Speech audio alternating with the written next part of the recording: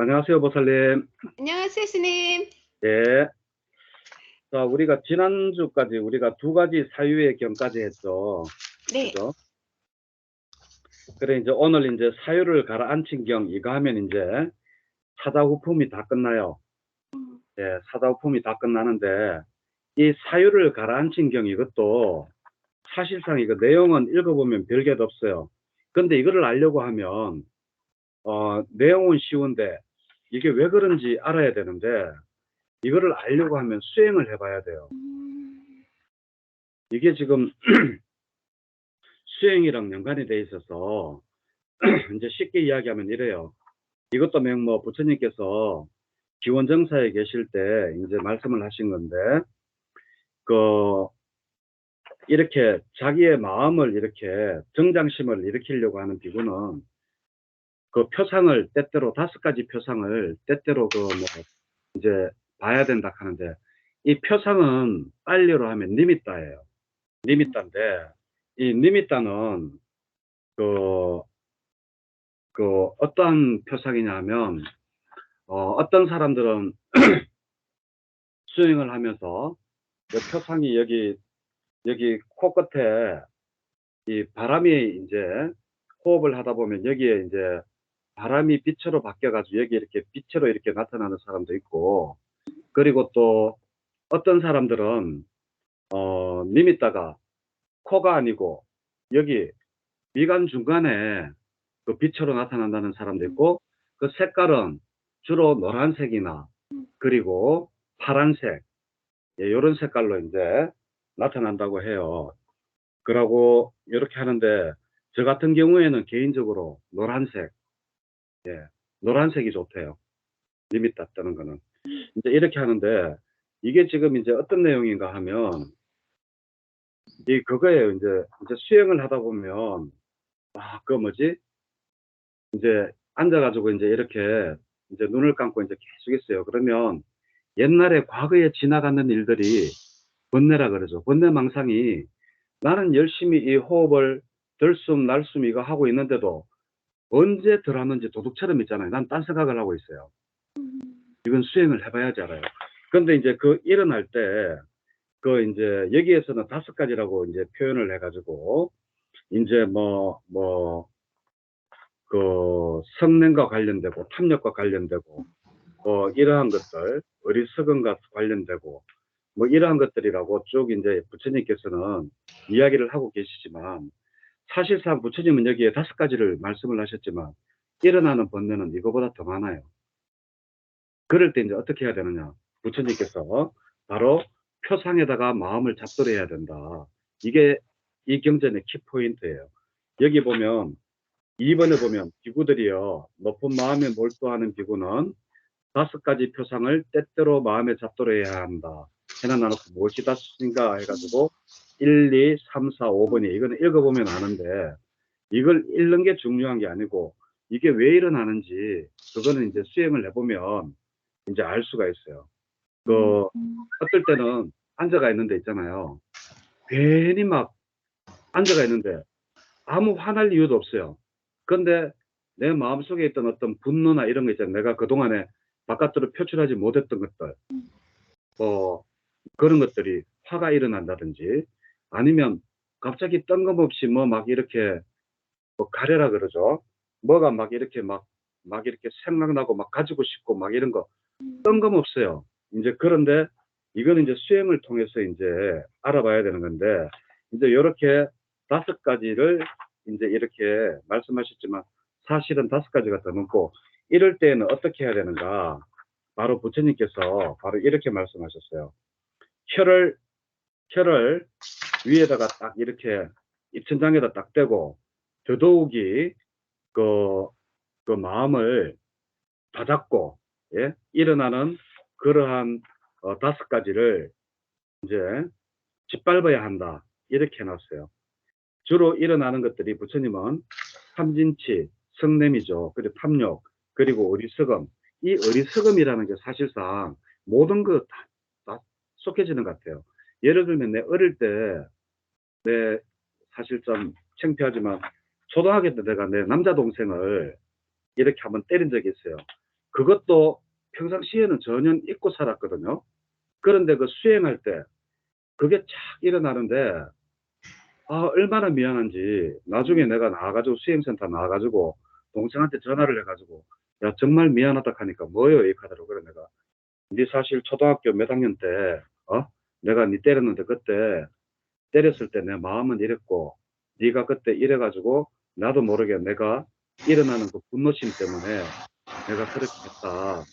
그러니까 내가 미안하니까 사과한다 하니까 뭐 그런 일이 있었어요. 막 이러더라고요. 근데 명상을 하다 보면 과거 저 밑에 뿌리 붙어 있던 거 있잖아요. 이런 것들이 다 이렇게 올라오기도 해요. 그러니까 우리가 지금은 책을 읽지만 사실상 자기 전에 밤은 한 10분씩이라도 지금 우리 그 낮에 공부하는 일본의 신윤희 보살 같은 경우에는 수준이 지금 상당히 올랐어요. 그 보살은 꼭 자기 전에 한 20분, 30분씩 한대요. 근데 처음에는 막 이렇게 번뇌가 막 일어나더니만 그럴 때마다 내가 또 이것도 딴 생각하고 있었구나라고 알고 또 그걸 놓고 또 이러니까 금세 지금 이제 수준이 내가 볼 때는 거의 지금 무색계 단계로 지금 예. 그래서 매일 꾸준히 그렇게 하는데 그 보살이 사실상 또 삼매에 잘 들게 생겼어요. 왜냐하면 뭐 이렇게 걱정이 많다든지 고민이 많은 사람은 이게 번뇌에 들기가 좀 힘들거든요. 근데 거기는 보면 그 보살님은 뭐 욕심도 없고 남한테 뭐 해코지 하는 것도 없고 있잖아요. 그리고 보살님도 수행하면 잘 들어갈 거예요. 그래가지고 이렇게 어떠한 5가지 이런 것들이 해로운 것들이 나타났을 때는 해로운 사유가 일어났을 때는 바로 부처님은 짓밟아야 한다라고 했어요. 짓밟는데 그 짓밟는 방법이 뭐냐? 혀를 다시 전하게 탁 대고 예? 다시 마음을 고추 세워서 그래서 전일하게 삼매에 들어라. 이게 바로 여기 다예요. 예. 그래가지고 이렇게 하면 결국에는 가래를 끊고 513포지 제일 밑에 줄입니다.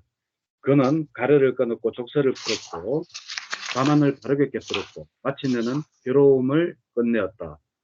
괴로움을 끝내었다는 것은 아라한이 되었다는 거예요. 그래서 우리가 아라한이 되는 방법은 결과적으로는 수행밖에 없다. 지금 이야기를 하고 있는 거예요. 그래서 이 사다우품은 이렇게 해서 끝이 납니다. 이거는 뭐 어떻게 달리 설명할 길이 없어요. 뭐 안 해봤는 사람한테 서울 가는 길을 여기서 저쪽 이렇게 이야기를 해도 모르잖아요. 근데 수행을 해보시면 진짜 아니 오늘 저녁에라도 당장 앉아가지고 한 10분만 이래가지고 호흡에 있잖아요. 숨을 들이쉬면서 일어남, 내쉬면서 사라짐 하면서 코끝에다가 눈을 코끝에다가 탁 보고 혀를 입천장에 딱 대고 난 다음에 입을 가볍게 다물고 호흡을 한번 집중을 한번 해봐요. 나도 모르게 딴 생각이 언제 들어와 있는지 10분 안에 틀림없이 들어올 거예요. 그러면 나는 들숨날숨하고 앉아 있었는데 이런 번뇌가 언제 들었지? 이렇게 해로운 생각이 일어났을 때 어떻게 해야 된다고 부처님은 짓밟아야 된다. 짓밟는 게 바로 혀를 더 입천장에 딱 대고 마음을 고쳐 세워서 삼매에 드는 그러한 연습을 해야 된다.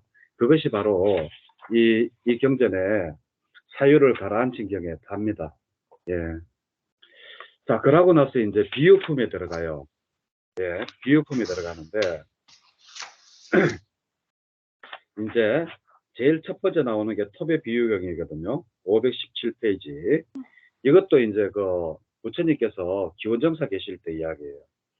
근데 난 이 내용은 아마 부처님께서 이러한 계율을 제정하지 이전에 부처님은 어떠한 계율을 제정할 때 우리나라 헌법조문처럼 1부터 100까지 그냥 딱 이래가 동시에 딱 일하는 게 아니라 어떠한 사건이 하나 일어나면 거기에 따른 계율을 만들고 또 어떠한 사건이 일어나면 거기에 따른 계율을 만들고 이렇게 해서 계율을 만들었는데 여기 내용은 내가 읽어보니까 부처님이 계율을 만들기 전에 인 것 같아요.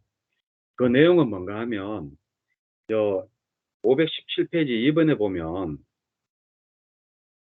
몰리아 빠꾸나라는 이 존자가 비구니들과 과하게 어울려 지냈다라고 해요.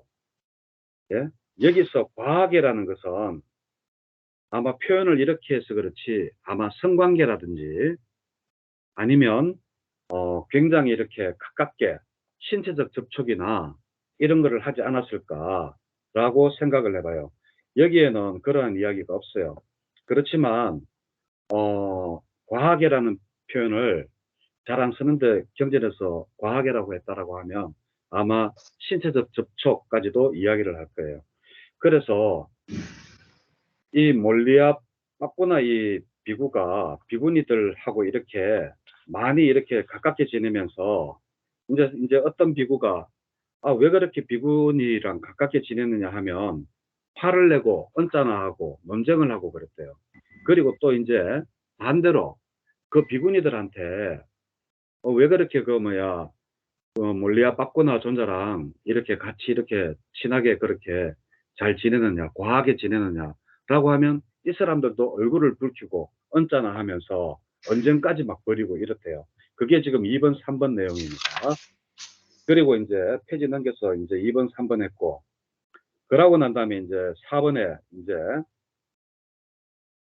이제 한 비구가 가서 이제 부처님한테 고자질을 하죠. 몰리아 빠꾸나 비구가 이렇게 과하게 합니다. 그러니까 이제 부처님께서 그러면 몰리아 빠꾸나 존자를 데리고 오너라.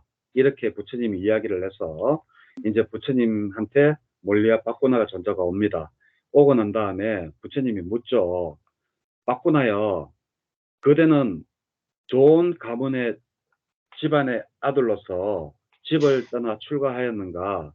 그러니까 예, 맞다. 이제 이렇게 이야기를 하거든요. 그런데 이제 6번입니다. 519페이지 6번. 빠꾸나여, 좋은 가문의 아들로서 믿음으로 집을 떠나 출가한 그대가 비구니들과 과하게 어울려서 지내는 것은 바람직하지 않다. 빠꾸나여, 그러므로 그대 면전에서 어떤 사람들이 비구니들을 비난하더라도 그대는 세속적인 의욕이나 세속적인 사유를 제거해야 한다라고 부처님이 타일러요. 그러면서 이제 어떻게 이제 공부지를 해야 됐나 하면 그전에는 왜 언쟁도 하고 얼굴도 붉히고 막 그랬다 그랬잖아요.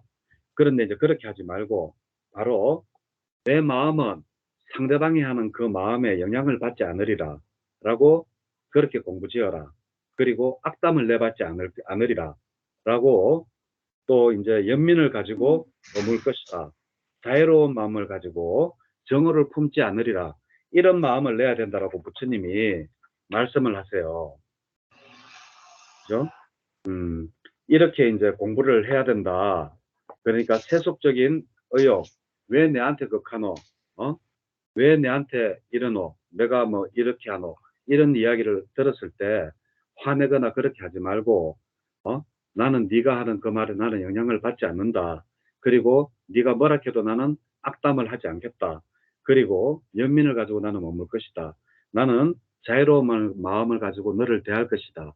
이렇게 생각을 하라고 부처님이 이야기를 해요. 나는 여기서 참 희한한 게 왜 내가 제일 처음에 부처님께서 율장에 이 율장을 제청하기 전에 이런 걸 했다라고 생각을 하는가 하면 부처님이 보면 이 비구와 비구니에 대한 율장이 따로 좀 있어요. 율장은 계율이잖아요. 거기 보면 어떤 것이 있는가 하면 비구와 비구니는 처마가 같은 집이 있잖아요. 예를 들면 한옥이면 이렇게 한 처마에 방이 몇 개나 있잖아요. 그 처마가 같은 데서 같이 머물러서는 안 된다 그러거든요. 예. 그리고 이 처마가 같은 데서는 잠을 자도 안 된대요. 그러면 요즘으로 치면 아파트나 이런 데는 처마가 같잖아요. 그래도 개인적으로 다 독립된 집이지만 계율로 따지면 처마가 같기 때문에 안 되는 거예요. 그래서 제일 처음에는 스님들, 특히 비구니들이 아파트에 많이 살거든요. 처음에는 조계종단에서 그 비구니들 거기에 못 살도록 했어요. 왜? 다른 남자들이랑 같은 처마일 수 있다. 이 율장 때문에 못 살도록 했는데 이제 비구니들이 갈 사찰이 적고 나이는 들어가고 하니까 그래 아파트라도 사가지고 거기서 지내라 이래가지고 요즘은 이제 그 허용을 하거든요. 그런 게 있고 또 이제 율장에 보면 또 어떤 게 있는가 하면 그 비구니가 머무는 곳은 비구니 성단은 항상 비구가 언제든지 쫓아가 가지고 갈 수 있는 아주 가까운 곳에 머물러야 된다 그랬어요. 그거는 왜 그랬는가 하면 옛날에는 도적 때나 강도들이 많았잖아요. 그래가지고 경전에 실제로 보면 그 한 비구니가 그 강도들에게 성폭행 당해가지고 이제 와가 부처님한테 이야기를 하는 그 대목이 나오거든요. 그 비구니가 이렇게 이야기를 해요. 나는 바라이제를 어겼으니까 나는 성폭행을 당했다. 도적들한테. 그러니까 나는 이 성단을 떠나야 됩니다. 라고 부처님한테 이야기를 하시니까 부처님께서 뭐라고 하시는가 하면 그때 너는 즐거움이 있었느냐 그래요. 즐거운 마음이 있었느냐. 그러니까 아니요. 저는 그때 그 아픔과 고통만 있었지 즐거운 마음은 없었습니다. 라고 하니까 그래 그것은 너의 잘못이 아니다. 그러니까 너는 비록 폭행을 당했지만 성관계를 가졌지만 그것은 바라이제에 속하지 않는다. 너는 성단에 그냥 머물러라. 이런 내용도 나오고 그래서 옛날에는 이제 도적대라든지 이런 게 많았기 때문에 비구니들이 이렇게 그룹으로 한 열 몇 명, 20명 이렇게 산다 그러면 도적대 들어오면 어떻게 할 수가 없잖아요. 그러니까 빨리 빠져나와서 비구들한테 연락을 하면 비구들이 쫓아가 가지고 도적대랑 같이 이렇게 쫓아낼 수 있도록 항상 그 비구니 성단은 항상 비구들 가까운 데 살아야 된다. 이런 계율이 있고 또 비구와 비구니는 서로 마주보고 웃고 농담하고 이렇게 떠들면 안 된다. 잡담하면 안 된다. 라고 이게 다 율장에 나오는데 지금 이 비구는 논리야 빠꾸나 이 비구는 과하게 할 정도니까 아마 부처님께서 이러한 계율을 제정하기 전에 아마 이렇게 과하게 이야기를 하지 않았을까. 그러고 난 다음에 부처님께서 이제 그러한 서로 마주보고 그 과한 농담이나 웃고 이렇게 희희낙낙거리면 안 된다라는 그러한 계율을 정하지 않았을까. 이제 이건 내 생각입니다. 근데 아마 맞을 거예요. 왜냐하면 부처님은 어떠한 사건이 있고 난 다음에 계율을 정하기 때문에 아마 그럴 겁니다. 그리고 또 이제 율장에 보면 비구니 팔경계라는 게 있거든요. 그게 뭔가 하면 비구니는 아무리 오래된 비구니라도 비록 80년을 비구니로 살았더라도 오늘 갓 출가한 비구에게 절을 해야 된다라는 그 비구니 팔경계라고 있어요. 그 중에 하나예요. 그러니까 부처님은 어떻게 보면 그 당시로서는 상상도 할 수 없는 어떠한 여자를 그 비구니라는 그러한 성직자로 인정은 해줬지만 거기에 대한 그게 좀 있었는 것 같아요. 그래가지고 그 비구니가 성단이 이루어지는 것도 부처님의 그 이모 있잖아요. 실질적으로 마야 부인은 낳지만 마야 부인 동생 마하빠자빠띠가 부처님을 직접 키우고 했잖아요. 그죠? 네. 그리고 현재 이 마하빠자빠띠가 계속 이렇게 부처님한테 여자들도 출가를 할 수 있도록 해달라고 몇 번을 이렇게 하는데 부처님이 안 된다라고 그래요. 그러면서 하시는 이야기가 이제 아난존자가 이제 그렇게 부처님이 시자니까 마하빠자빠띠가 아난존자한테 여러 번을 부탁을 해요. 부처님한테 말씀 좀 들어달라고. 그러니까 부처님께서 어떤 말씀을 하시는가 하면 여자가 성단에 들어오면 불교의 이 수명이 최하 500년은 짧아진다라는 그러한 말씀을 하세요. 최하 500년이에요.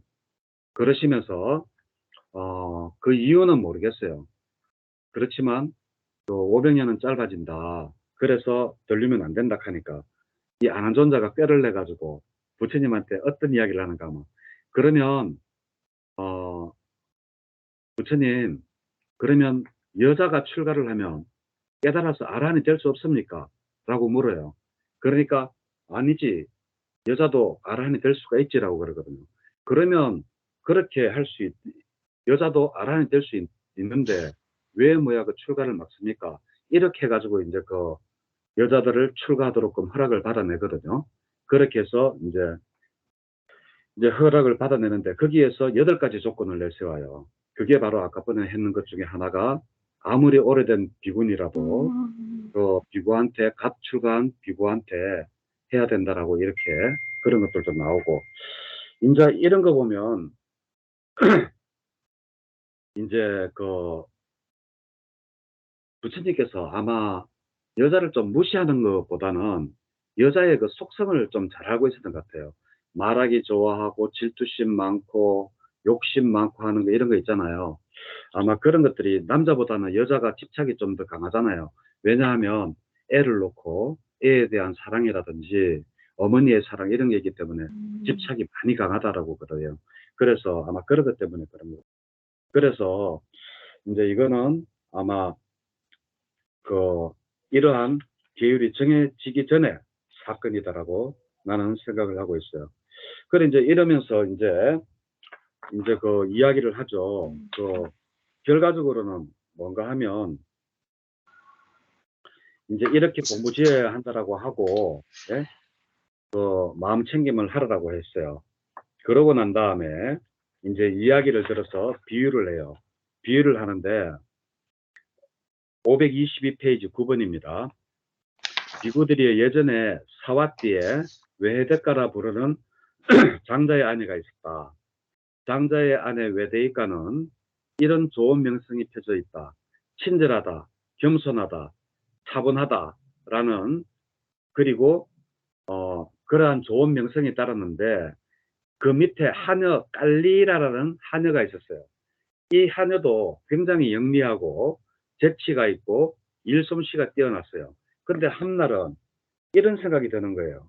아, 정말 이 나의 주인 장자의 아내 외대희가가 정말 차분하고 이렇게 정말 그 좋은 명성을 가지고 그 친절하고 겸손하고 이럴까 차분하고 그거 내가 한번 실험을 해봐야 되겠다라고 해가지고 어떻게 하는가 하면 이제 일부러 오후 늦게나 일어나요. 그러니까 제일 처음에는 그 내용이 523페이지에 있습니다. 그 위에서 둘, 넷, 6째 줄 보면 나는 마님을 시험해 보리라 하고 나서 일부러 늦게 일어나니까 이제 첫 번째는 언짢아 하고 수화만 받지 실제로 화를 내지는 않았어요. 그러니까 이제 이 여자가 이거 아닌데 다시 한 번 더 시험해 봐야겠다. 이래가지고 그 한역 알리라가 이제 두 번째로 또 해요. 그러니까 이제 어떻게 되느냐 하면 이제 마음이 언짢아져 가지고 주인이 왜 좋은 명성이 따른다는 외대희가라는 이 여자 주인이 막 불쾌한 말도 하고 언짢은 마음으로 막 이제 막 이렇게 되는 거예요. 예? 막 분노도 하고 그러면 그렇지 하면서 어디 마지막으로 한 번 더 시험해 봐야 되겠다. 이러다가 이제 한역 알리아는 그 몽둥이에 맞아가 머리가 터지거든요. 늦게 이제 일어났다고 머리가 터지니까 이제 보세요 하면서 이제 524페이지 밑에서 넷째 줄. 예, 한번 읽어보실래요? 네, 사모님들 친절한 분이 한 짓을 보세요. 겸손한 분이 한 짓을 보세요. 차분한 분이 한 짓을 보세요. 어떻게 하나뿐인 하녀가 낮이 다 되어 일어났다고 화내고 언짢은 마음으로 빗장을 걷는 못을 집어 머리를 쳐서 머리가 깨지게 할 수 있습니까? 비구들이여, 그러자 장자의 아내 외대이가에게 얼마 지나지 않아서 이런 오명이 퍼졌다. 장자의 아내 외대이가는 흉악하다. 장자의 아내 외대이가는 겸손하지 않다. 장자의 아내 외대이가는 차분하지 않다라고. 예, 이렇게 해놔놓고 이제 뭔가 하면 이제 비구들하고 이제 비유를 해요. 어떤 비구는 뭐 화도 안 내고 하는데 이제 그 사람이 이제 생필품이 충분하고 그리고 병구안을 할 수가 있고 그리고 거처가 좋고 이렇게 한 사람들이 예? 친절한 성품을 드러낸다. 예? 그것은 무엇 때문인가라고 이제 하면서 이제 이런 뭐 돈에 신경도 안 쓰고 그리고 의복이 좋고 먹는 게 좋고 그리고 또 이제 생필품이 충분하고 그리고 내가 병이 났을 때 이제 병원에도 갈 수 있고 하기 때문에 그렇다라고 이제 이야기를 해요. 이제 그러면서 이제 우리는 그러한 것들에 만족하지 말고 비구들은 예? 오로지 그러한 뭐 병관이나 뭐 의복이나 이런 데 따르지 말고 제일 밑에 줄 세 번째 525페이지 세 번째 오로지 법을 존중하고 법을 중하게 여기고 법을 공경하며 친절하게 되고 친절한 성품을 드러내리라고 이렇게 공부를 지어라라고 하시는 거예요. 그리고 이제 또 이제 페이지 넘겨서 526페이지 이제 5가지 말의 길이 있으니 해가지고 1, 2, 3, 4, 5번이 있어요. 적절한 때에 말하거나 적절치 않을 때 말하고 사실대로 말하거나 사실이 아닌 것을 말하고 부드럽게 말하거나 거칠게 말하고 본인의 근거하여 말하거나 무관하게 말하고 자유로운 마음을 가지고 말하거나 정오를 품고 말하는 이런 5가지 말의 길이 있어요.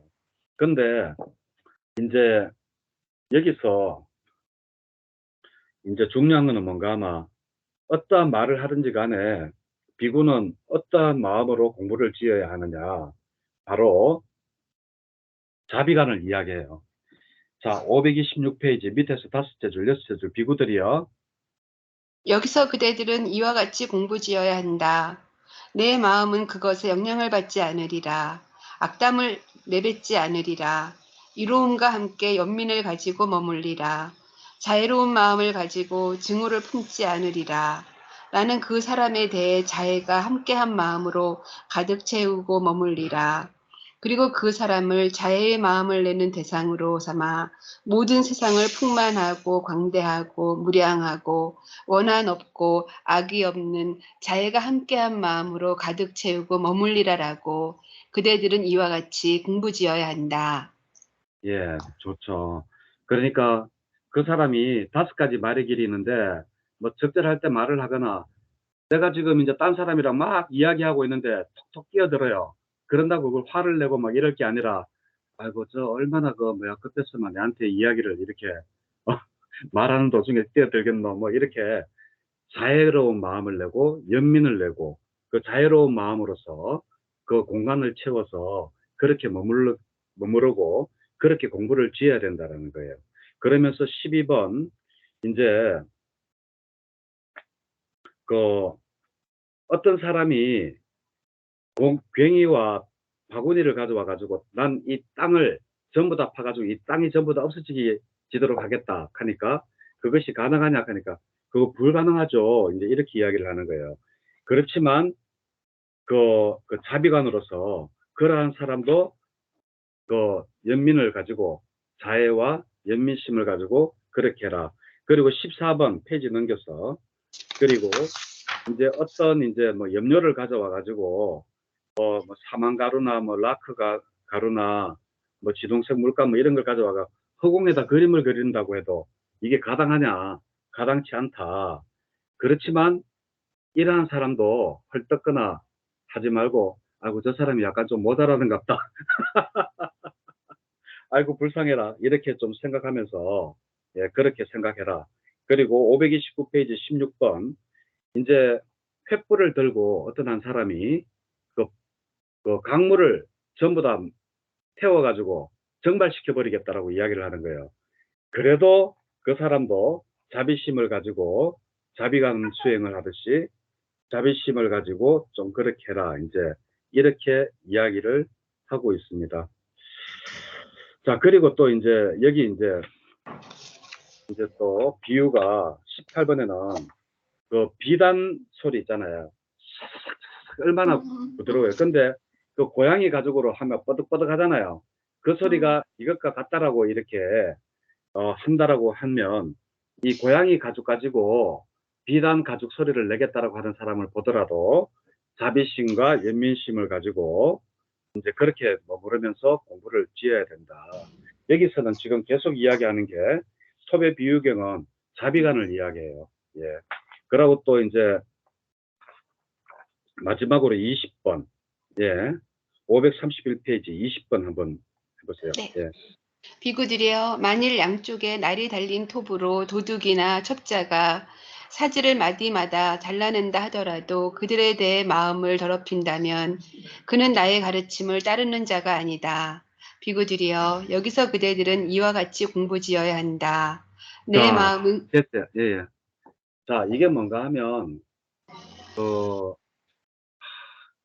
스님 이름이 뭔지 모르겠다. 그, 한 스님이 있었는데, 그 스님 이름은 모르겠는데, 그 스님이 이제 그 왕한테 잡혀져가지고, 신체가 절단이 돼요. 예? 팔을 자르고 막 이래요. 그 사람은 이제 불교를 그거 싫어하는 사람이니까. 그래가지고 있는데도 이 사람이 전혀 아프다는 소리도 안 나고, 예? 오히려 이 자비관을 수행을 하는 그러한 그 비구도 있었거든요. 이게 지금 무슨 말인가 하면 그 이야기예요. 어떤 도둑이나 뭐 왕이나 이런 사람들이 비록 나의 신체를 톱으로 자른다고 하더라도 그 사람들한테 자비관, 연민의 마음을 내지, 예? 거기에 대해서 정오심이나 분노나 이런 거를 내는 사람은 나의 제자가 아니다. 그러니까 너희들은 자비관 공부를 철저하게 해야 된다. 여기는 첩의 비유격은 무조건 자비관입니다. 예, 자비관 내용이 다예요. 자, 그러고 이제 뱀의 비유경으로 들어갈게요. 자, 뱀의 비유경은 이것도 이제 부처님께서 자, 무조건 모르면 어디? 기원정사 기원정사 90% 이상 확률, 예, 맹기원정사 머물렀던데, 이제 전에 이제 독수리 사냥꾼이었던 아리따라는 비구에게 아주 나쁜 견해가 생겼는 거예요. 그 나쁜 견해는 뭔가 하면, 그, 그 부처님이 설하신 장애가 되는 법이라고 하는 것을 내가 수용을 하더라도 아무런 장애가 되지 않는다라고 이, 전에 그 독수리 사냥꾼 아리따는 이제 그렇게 생각하는 거예요. 부처님께서 우리가 장애되는 거 5가지 장애 뭐예요? 해태와 혼치, 뭐 들등과 후회, 그리고 감각적 욕망 뭐 악의 쭉 있잖아요. 그죠? 예, 네. 악이, 예, 다 배우시네. 예, 그렇게 되면 이제 그런 것들도 야, 그게 장애가 아무것도 안 돼. 라고 이제 독수리 사냥꾼 아리따가 이제 이야기를 하는 거예요. 그러니까 이제 이렇게 이야기를 해요. 부처님이 도반 아리따여. 내가 세존께서 다른 비구가 이야기하죠. 도반 아리따여. 세존께서 설하신 법을 알기로 장애가 되는 법들이라고 설하신 것을 수용해도 아무런 장애가 되지 않는다라는 이런 나쁜 견해가 생겼다는데 사실입니까? 라고 물어요. 그러니까 그렇다라고 이 독수리 사장군 아리따가 이야기를 해요. 그러니까 이제 다른 비구가 그렇게 이야기하지 마라 라고 이야기를 하죠. 그리고 이제 세종께서는 여러 방편으로 이제 잘 법을 세렸대요. 그러면서 반드시 그것을 수용하면 장애가 된다라고 이야기를 했는데 바로 감각적 욕망이 바로 달콤함이 적고 535페이지 셋째 줄입니다. 감각적 욕망이 굉장히 좋을 것 같지만 달콤함이 적고 많은 괴로움과 절망을 거기다 가져주고 재난이 도사리고 있다라고 세종께서는 말씀을 하셨다라고 해요.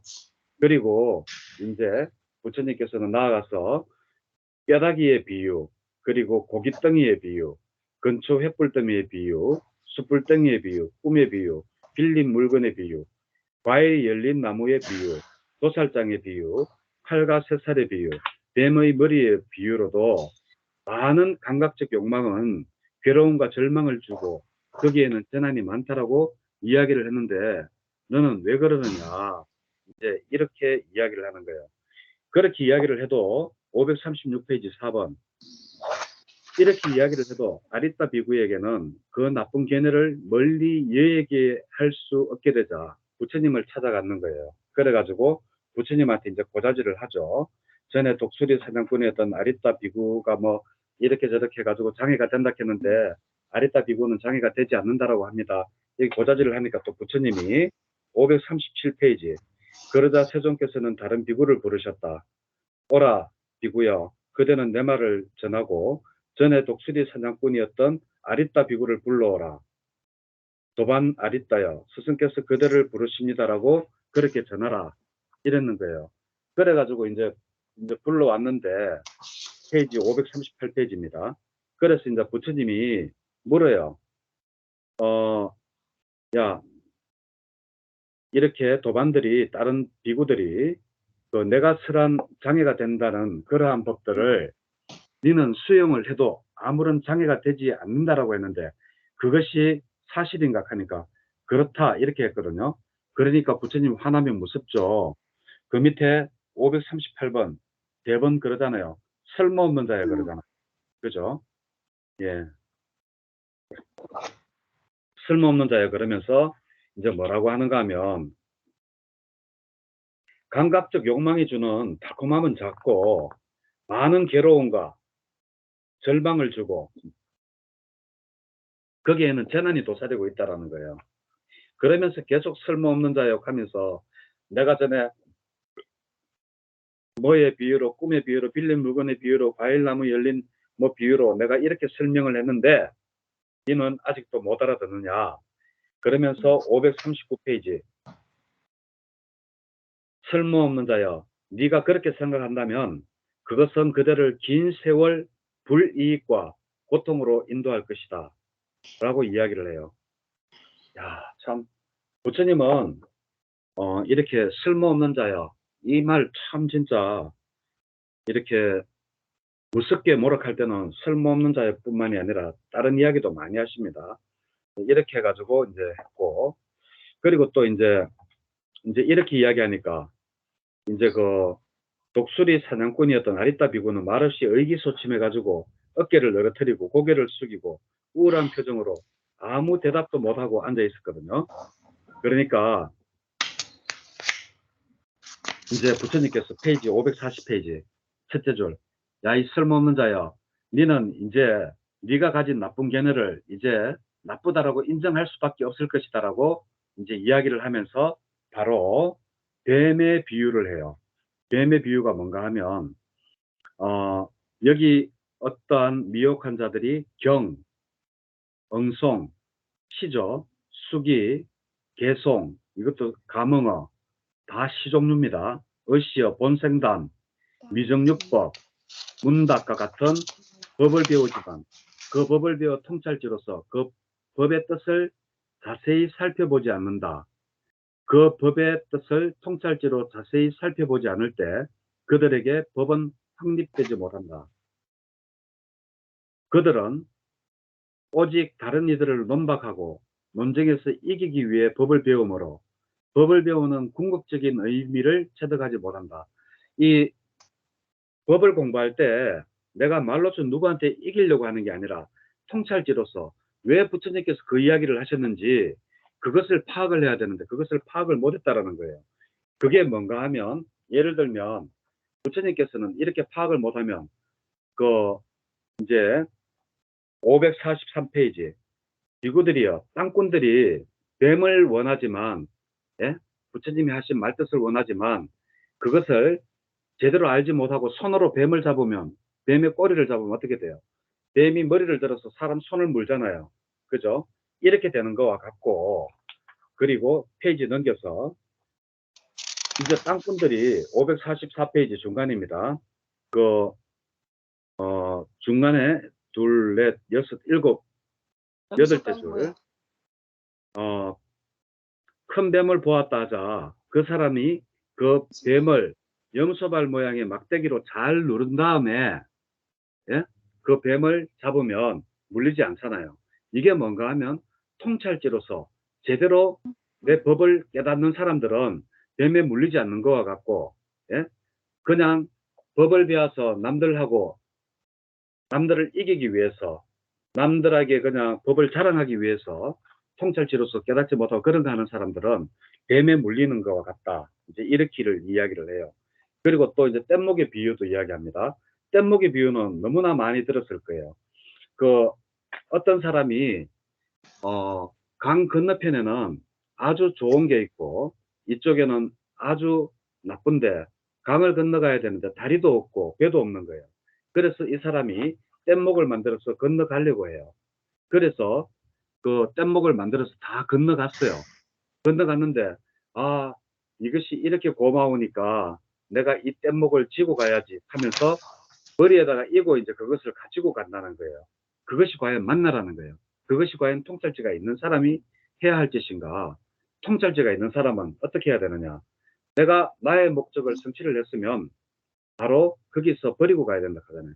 그래서 그 반야신경에 보면 갓대 바라갓대 바라상갓대 하는 거 있잖아요. 가자 저 언덕으로 뭐 하면서 나오는 거 있죠. 그게 바로 이 뗏목의 비유인데 뗏목을 타고 바로 이 언덕에서 저 언덕으로 넘어가자는 거예요. 그게 바로 이 넘어가서는 어떻게 해야 되느냐? 뗏목을 버려야 돼요.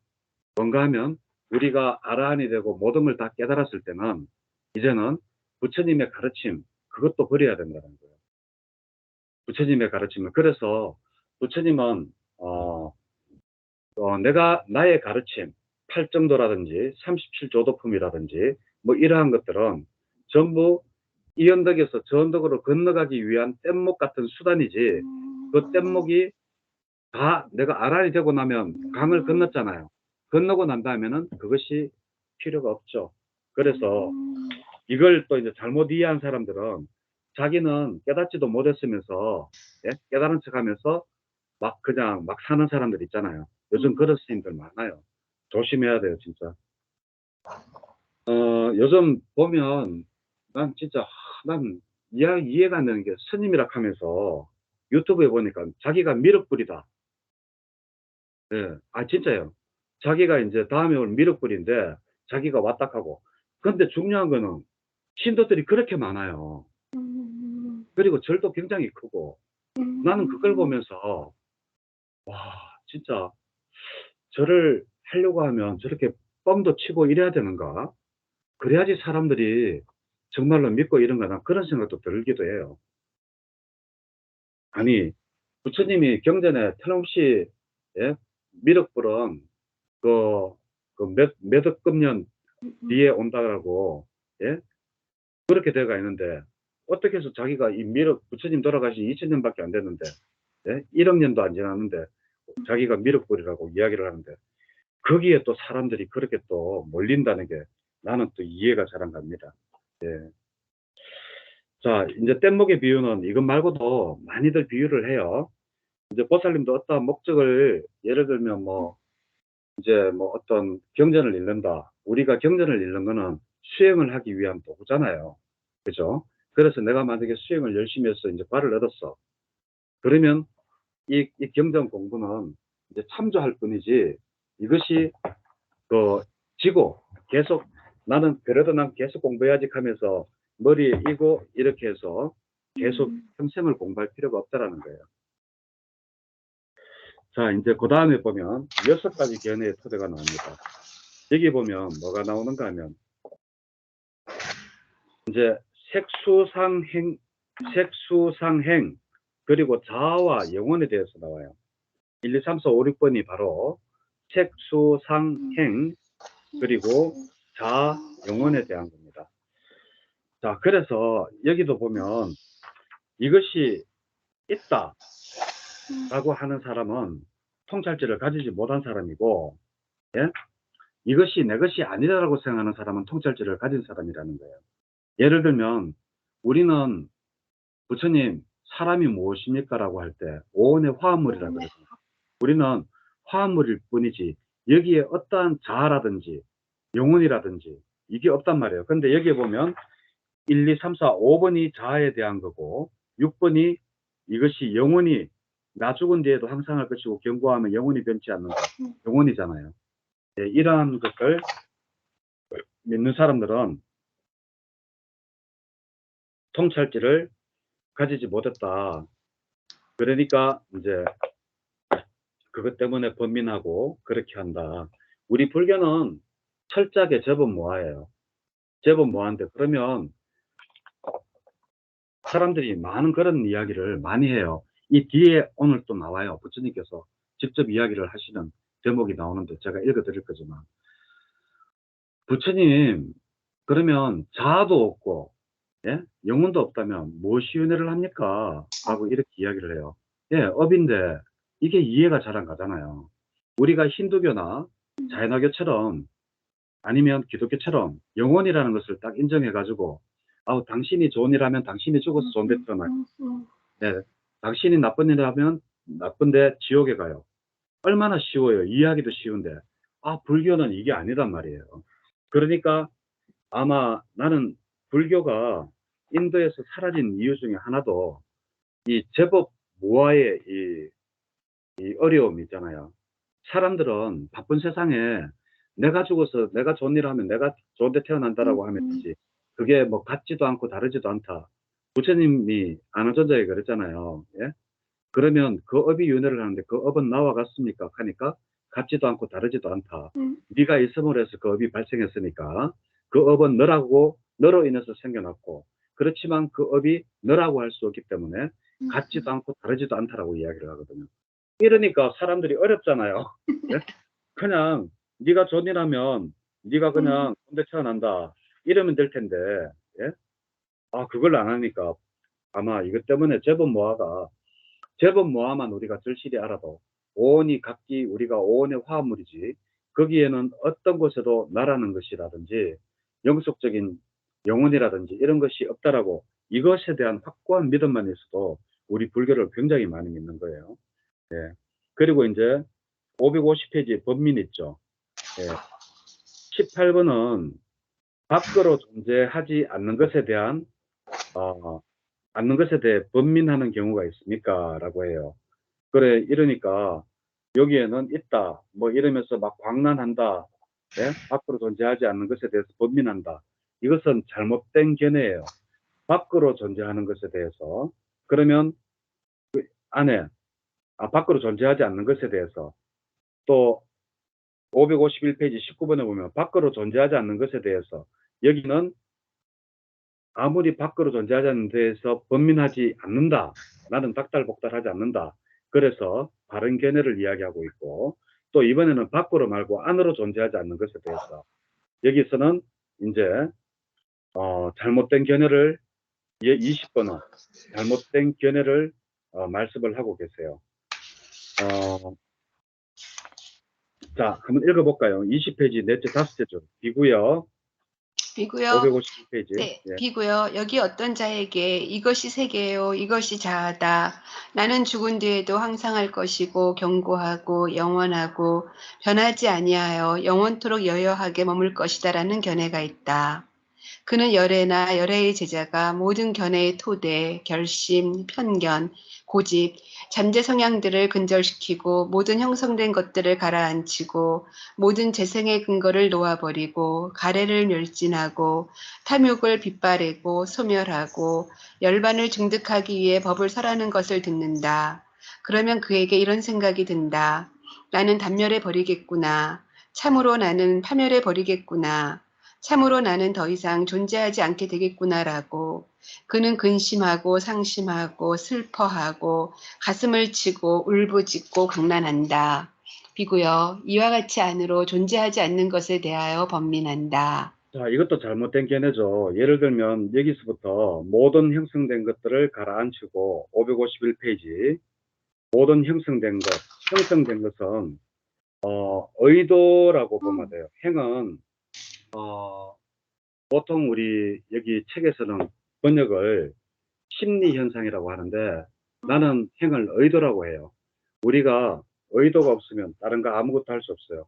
내가 지금 손을 움직이는 것도 윗바산으로 자세히 관찰을 해보면 내가 손을 움직이려는 의도가 있기 때문에 손이 움직이지, 의도를 없이 손 하나 못 움직여요.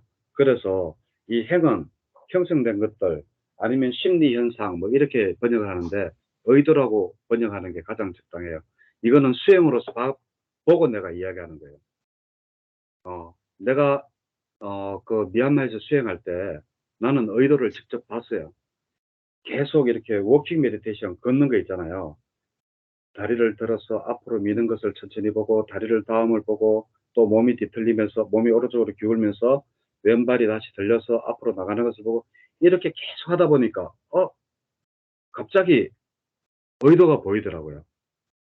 더 깊게 이제 집중이 많이 됐겠죠. 하니까 그 깊은 곳에는 내가 다리를 들 때 들려고 하는 의도가 있고 밀 때는 밀려고 하는 의도가 있고 내릴 때는 내리려고 하는 의도가 있더라고요. 그래서 내가 이게 바로 행위 바로 의도구나. 나는 이제 그렇게 생각을 했죠. 그래서 우리는 의도 없이는 아무것도 못한다. 예. 그리고 여기에서 이제 모든 형성된 것을 가라앉히고 551페이지 주간 그 밑에 겁니다. 모든 재생의 근거를 놓아버리고 가래를 멸진하고 탐욕을 빗바르고 소멸하고 열반을 정덕하기 위해서 법일서라는 것을 듣는다. 이게 뭐 하기 위해서 이러는 거예요. 그러면 아란이 되기 위해서 이런 법을 듣잖아요. 그런데 법을 들으면 바르게 통찰지를 가진 사람이라면 다른 말을 해야 되겠죠. 근데 반멸론자처럼 그러면 내가 여기에 뭐 모든 재생의 근거를 놓아버리고 나면 나는 이제 영혼이 사라지네, 없어지네, 반멸론자인 생각을 가지고 그러면 어떻게라고 가슴을 치고 울부짖게 되는, 그리고 거기에 대해서 번민한다라는 이러한 이야기를 하고 있죠. 그래서 20번에 이거는 잘못된 견해입니다. 그리고 21번은 522페이지 바른 견해에 대해서 이야기해요. 여기는 번민하지 않는다. 예? 그러한 이제 모든 뭐 재생의 근원이 끊겨도 나는 더 이상 뭐 단멸하겠구나, 뭐 파멸하겠구나 이런 생각을 하지 않는다라는 거예요. 자, 그리고 이제 무상과 무아예요. 자, 이게 이제 가장 이제 우리 불교의 핵심이죠. 여기 보면 이제 무상, 무아, 고에 대해서 아까 제가 그 무상, 무아, 거기에 대해서 내가 이야기를 하겠다 했죠. 페이지 555페이지 26번 한번 읽어보세요. 이 앞에 24번은 뭔가 하면 뭐 걱정, 근심, 자아에 속하는 것도 뭐 항상 변한다. 예? 육체도 변하고 내가 있다라는 그런 생각도 변한다. 이게 지금 계속 이제 그 이야기거든요. 무상과 무아에. 그래서 26번, 555페이지 26번. 아까 제가 무상과 무아에 대해서 이야기하겠다 그랬잖아요. 여기 정확하게 이 책에 나와 있잖아요. 자, 비구들이여 이를 어떻게 생각하는가? 물질은 항상한가 무상한가? 무상합니다 세존이시여. 무상한 것은 괴로움인가 즐거움인가? 괴로움입니다 세존이시여. 무상하고 괴로움이고 변하기 마련인 것을 두고 이것은 내 것이다. 이것은 나다. 이것은 나의 자아다라고 보는 것이 타당하겠는가? 그렇지 않습니다 세존이시여. 비구들이여 이를 어떻게 생각하는가? 느낌은, 인식은, 심리 현상들은, 아르마리는 각각 항상하고 무상한가? 무상합니다, 세존이시여. 무상한 것은 괴로움인가, 즐거움인가? 괴로움입니다, 세존이시여. 무상하고 괴로움이고 변하기 마련인 것을 두고 이것은 내 것이다. 이것은 나다. 이것은 나의 자아다라고 보는 것이 타당하겠는가? 그렇지 네, 않습니다, 됐습니다. 세존이시여. 자, 여기까지. 자, 무상고 무아, 일체계고, 재행무상, 재본무아, 삼법인이죠. 삼법인. 삼법인을 아주 정확하게 부처님께서 이거 지금 부처님께서 이야기 직접 하신 거예요. 모든 것은 변하기 때문에 일체가 계고인 거예요. 예를 들면 보살님 16살, 17살 그 예쁜 그 곱디 고운 그 피부에 날씬한 몸매에, 예? 이렇게 했는 그것이 영원하면 얼마나 좋겠어요. 근데 나이가 들면, 예? 피부도 늙어져, 머리카락도 쇠져, 이제 수명도 자꾸 아픈 데도 생겨. 이러한 변하는 것이 괴로움이다라고 부처님은 생각을 하시는 거예요. 그래서 변하지 않으면 괴로움이 없는데 변하기 때문에 괴로움이라고 생각하는 거예요. 자, 한번 보세요. 재물도 마찬가지예요. 자, 우리나라의 제일 부자 삼성 이재용이 부자니까 돈이 굉장히 많아서 행복할 것 같죠? 아니에요. 재물도 항상 하지를 못해요. 언젠가는 있다가 사라져가고 변해져 가잖아요. 그게 뭔가 하면 바로 대우그룹 보세요. 하루아침에 세계 경영하다가 하루아침에 그냥 파산하고 도산하잖아요.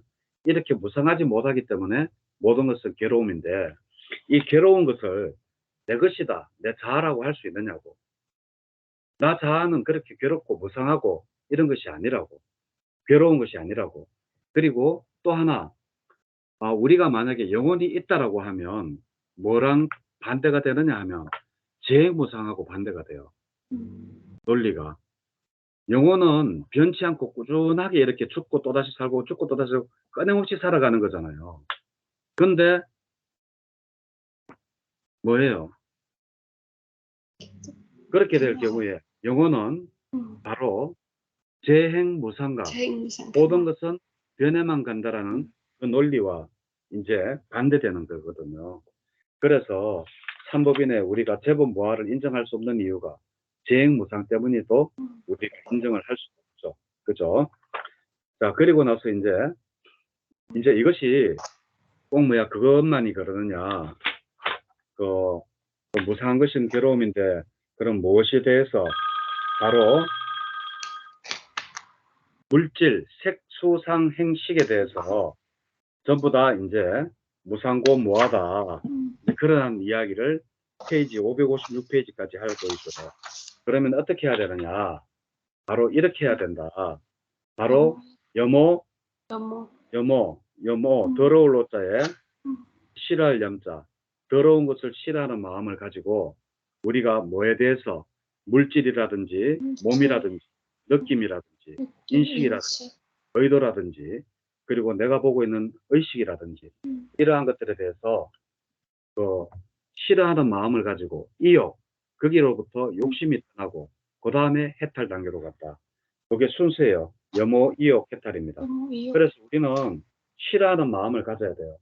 예를 들면 그 예쁜 옷, 메이크업 어떤 여자가 입고 간다고 해가지고 저거 참 좋겠다, 뭐 이거 몇백만 원 할 건데 뭐 이런 마음을 내기보다는 저거 내가 가진 옷이랑 똑같아, 예? 뭐 이렇게 마음을 먹고 거기에 대해서 욕심을 내지 않고 여모, 그렇게 좋아하지 않으면 이욕, 욕심이 떠나잖아요. 그 다음에 우리가 해탈을 하는 거예요. 이것은 옷에 비유를 했지만 우리가 수행하는 단계 모든 것도 그래요. 우리가 감각적 욕망 그리고 가래 이러한 것들도 우리가 싫어하는 마음을 내면서 바로 우리가 또 염호하는 마음을 내면서 이용하는 단계가 오고 그러면 떠나게 되고 욕심으로부터 떠나게 되고 그 다음에 해탈로 들어간다. 그렇게 되는 거예요. 자, 그리고 이제 아라한입니다. 아라한은 여기에 대해서 이제 비구들이요, 이런 비구를 일러서 빗장을 풀어제친 자, 도량을 가득 채운 자, 기둥을 뽑아버린 자, 글새를 푼 자라고도 하고 깃발을 거두었고 짐을 내려놓았고 족쇄에서 벗어난 성자라고도 한다라고 하고 이제 거기에 대해서 하나하나 그냥 설명을 해요. 그냥 빗장을 밀어제친 자는 무명을 제거했는 자, 예? 도량을 가득 채운 자는, 예? 그 태어남과 형성력을 제거하고 그 뿌리를 자르고 이르는 자, 그리고 기둥을 뽑아버리는 자는 가래를 제거하는 자. 이제 요거는 읽어보면 차곡차곡 나와요. 그리고 여기에서 559페이지 34번에 보면 비구가 글쎄를 푼 자에서 5가지 낮은 단계의 족쇄 기억나요? 우리 많이 했는데 유신견, 의심, 유신견, 욕망, 그거예요. 네. 예, 많이 했어요. 근데 또 잊어버려도 돼요. 뒤에 또 나와요. 유신견, 의심, 집착, 욕망, 즉위. 예, 요렇게 해서 요런 게 있다라고 하고 그리고 이제 쭉 이제 아라한에 대해서 쭉 설명을 하는 거예요. 그리고 561페이지 비구들이요, 이와 같이 마음이 해탈한 비구를 인드라나 브라흐마나 브라자빠띠를 포함한 모든 신들이 찾으려고 해도 열의 아르마리는 이것에 의지해 있다라고 파악할 수가 없다. 이게 무슨 말이냐? 바로 인드라는 누구예요? 인드라는 힌두교의 신이에요. 무엇의 신인가 하면 물에 대한 신이 바로 인드라예요.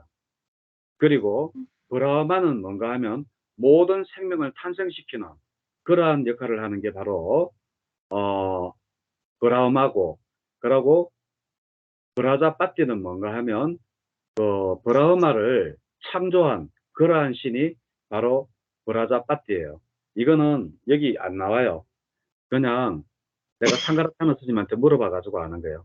상가라타나 스님은 네팔에 힌두교인들이 많잖아요. 그래서 힌두교 신도 잘 알아요. 그거는 신이 짬뽕이 돼가지고 네팔이 힌두교가 한 80%, 불교가 한 20% 정도밖에 안 돼요. 우리 네팔을 불교 국가라고 알고 있잖아요. 안 해요.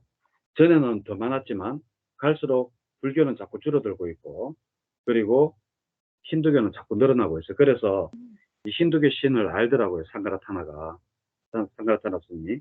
그래서 물어보니까 인드라는 물의 신, 브라흐마는 생명을 탄생시키는 신, 브라자파티는 그 브라흐마를 탄생시킨 신이래요.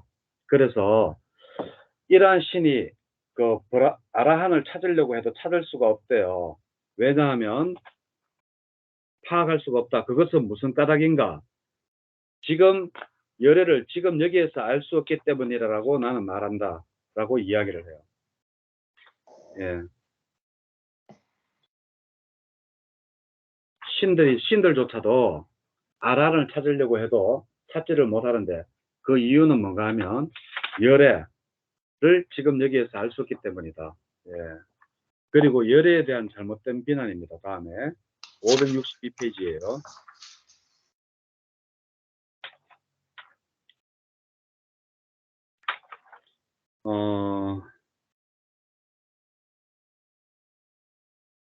이거는 그냥 너무 단순해. 그냥 읽어보면 돼요. 이거는 그냥 읽어보시면 돼요. 단지 여기서 중요한 것은 오온, 예? 오온이 중요하죠. 열애에 대한 잘못된 비난은 뭔가 하면 열애를 헐뜯고 비방하더라도 열애는 성가시하거나 낙담하거나 마음으로 싫어하지 않는다. 예? 존경하더라도 열애는 즐거워하지 않고 마음으로 만면하지 않는다. 라고 해요. 그러면서 열애는 철저히 오온을 두고 거기에 대해 이러한 존경을 행하는 것이다. 그래서 부처님은 남이 헐뜯거나 존중을 한다고 해서 즐겁거나 기분 나빠하지 않고 부처님은 오로지 오온에 대해서 색수상 행식에 대해서 철저히 깨달은 분이다. 이제 거기에 대한 존경을 내한테 하면 된다. 거기에 두고 오온을 철저히 깨달은 데에서 존경을 해가는 것이다라고 이야기를 하시는 거예요. 자, 그리고 그대들 것이 아님. 자, 무엇이 그대들 것이 아닌가? 바로 오온이 나의 것이 아니라는 거예요. 핵심이. 쭉 읽어보시면 바로 그러한 내용이에요. 예. 그대들 것이 아님. 자, 우리가 오온이 내 것이라고 할 수 있어요? 아니에요. 오온은 우리의 화합물일 뿐이지 절대 거기는 내 것이 없어요. 느낌이 내 것이라면 내가 마음대로 할 수 있어야 되잖아요. 우울한 기분이 들면, 예? 우울한 기분은 사라져라 하면 사라져야 되잖아요. 왜? 내 것이라고 하면 내가 내 주머니에 돈을 내가 마음대로 쓸 수 있듯이 느낌이 왜 내 것이라고 하면 슬픈 마음이 들 때 슬픈 마음을 사라져라 하면 사라져야 되는데 안 사라지잖아요. 그것과 마찬가지로 내가 극단적인 비유를 했지만 몸도 마찬가지죠. 내가 만약에 몸이 내 것이면 늙지 마라 젊어져라 18살 얼굴로 다시 돌아가라 이러면 돌아가야 되는데 안 돌아가잖아요. 이게 그런데 내가 과연 주인이 될 수 있어요? 안 해요. 그래서 여기 그대들 것이 아닌 것은 오온이 그대들 것이 아니라고 부처님이 말씀을 하시고 계시는 거예요.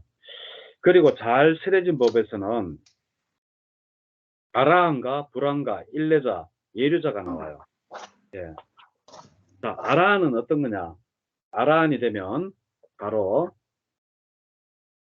바로 번뇌가 다 했고 566페이지 밑에서 셋째 줄 번뇌가 다 했고 삶을 완성했고 할 바를 다 했고 짐을 내려놓았고 참된 이상을 실현했고 존재의 족쇄를 부수어버렸고 바른 구경의 지혜로 해탈한 비구들의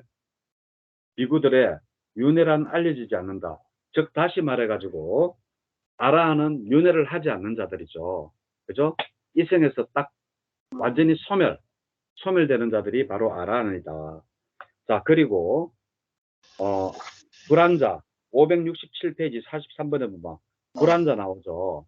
불안자는 다섯 가지 낮은 단계 족쇄를 완전히 제거한 비구들이 바로 정거천에서 화생해가지고 다시는 이 세상에 돌아오지 않는 불안자가 되는 거예요. 불안자는 내가 지난 시간에 이야기를 했는데 또 뭐를 한다고요? 감각적 욕망에서 완전히 벗어난 자예요. 예, 내가 지난 시간에 위사카 여인 이야기했죠. 네. 비록 7살 때 예류가. 예류가에 들었지만 예, 감각적 욕망을 끊지 못해서 14살 때 시집가서 아기 20명을 낳고 예, 결국 그냥 예류자로서 끝이 났는 위사카 여인을 제가 이야기를 했습니다.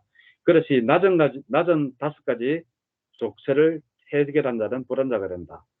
낮은 5가지 전제 유신견, 의심, 집착, 욕망, 적의. 네, 욕망적이.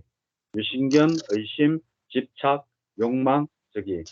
자, 그리고 이제 그러면 일례자는 어떻게 되느냐? 일례자는 3가지 족쇄를 완전히 제거하고 탐진치가 완전히 없어진 게 아니라 옅어진 사람. 욕심도 적게 내고 화도 적게 내고 어리석음도 적은 사람. 그런데 3가지 족쇄를 완전히 없애야 돼요. 3가지 족쇄는 뭐냐 하면 유신견, 내가 몸이 있다라는 거, 이 몸이 내 것이다라는 거, 이거를 완전히 없애고 의심, 그리고 집착을 예, 이 의심은 부처님이나 부처님의 가르침에 대한 의심입니다. 그리고 집착, 이 3가지를 이게 바로 3가지 족쇄예요. 유신견, 의심, 집착. 낮은 5가지 단계 중에 3가지죠. 위에서 3번째 그죠? 유신견, 의심, 집착. 그다음 밑에 2가지만 더 하면 5가지가 되죠. 그게 뭔가 하면 욕망, 적이. 예.